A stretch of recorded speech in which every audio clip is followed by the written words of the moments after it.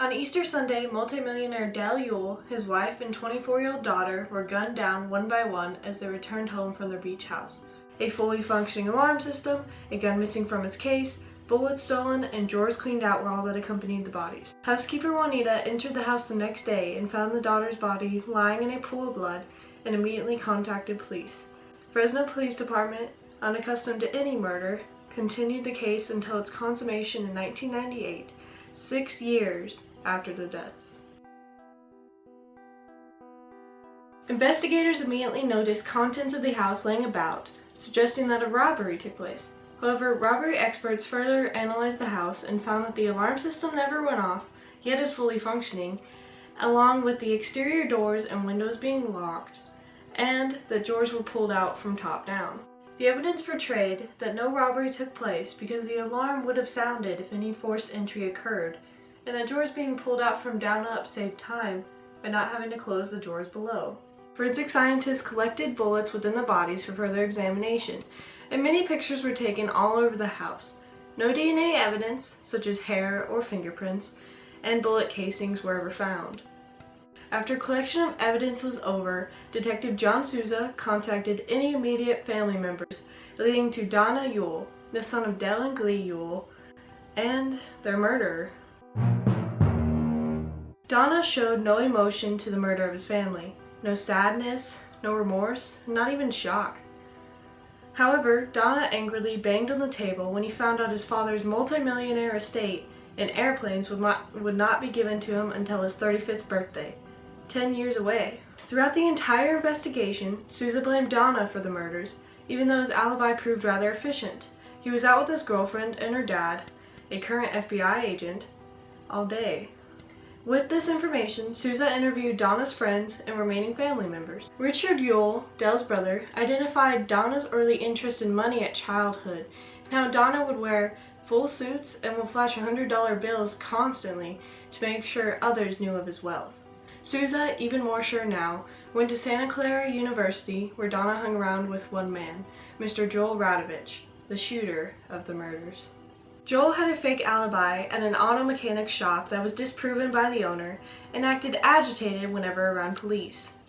Joel was given a gun from his friend, Jack Ponce, and also bought books about how to build silencers through another friend at the university. When ballistics experts bought the same gun and built the silencer from the books, the weird markings on the bullets were identical, real proof to Joel's guilt. Neither Joel nor Donna ever admitted anything to police and remained in contact with each other through a pager, which police used for court evidence. Jack Ponce, threatened with accessory to 3 murders for giving Joel the gun, admitted to Joel committing the crime and told the police what Joel told him over the next few months. Joel could never hold a job because he never had the energy for it. However, he was brilliant because he could engineer things together, such as using tennis balls to make a silencer and a weapon. Donna pushed Joel to commit the crime because he would slowly pay off all of his college debts along with some money for living, at least until Donna found out that he could not get the money for another 10 years from his father's estate. Joel slipped through the crawl space next to the garage and waited for the family to arrive.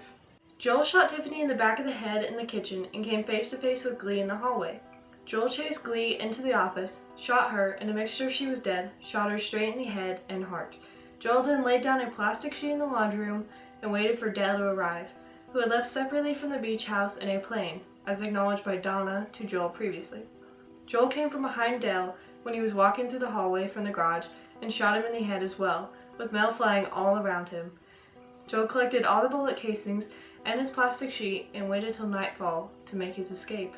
That night, he was freaking out and told his brother along with Jack Ponce that they needed to discard materials from his backpack. At the time, the 2 men had no idea what for, but continued anyway.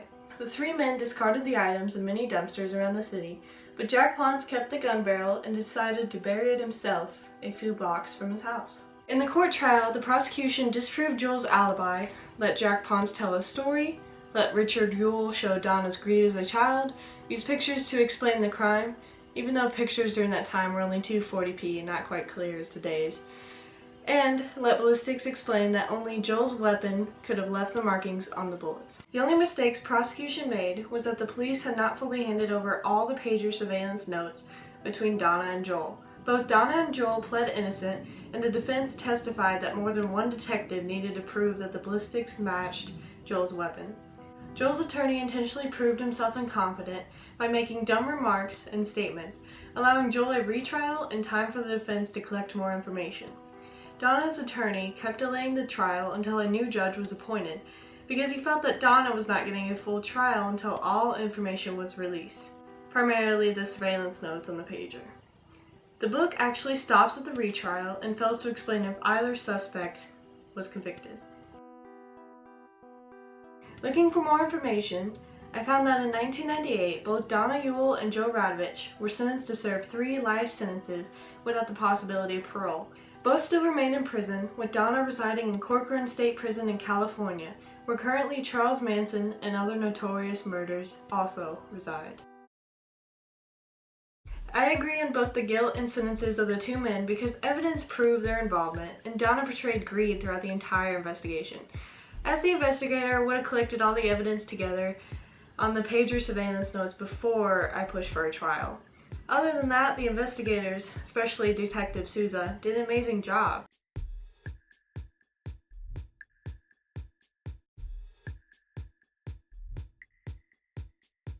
Lastly, and interestingly enough, Jack Ponce, receiving full immunity, now serves as a member of the California State Bar because of his involvement in the case.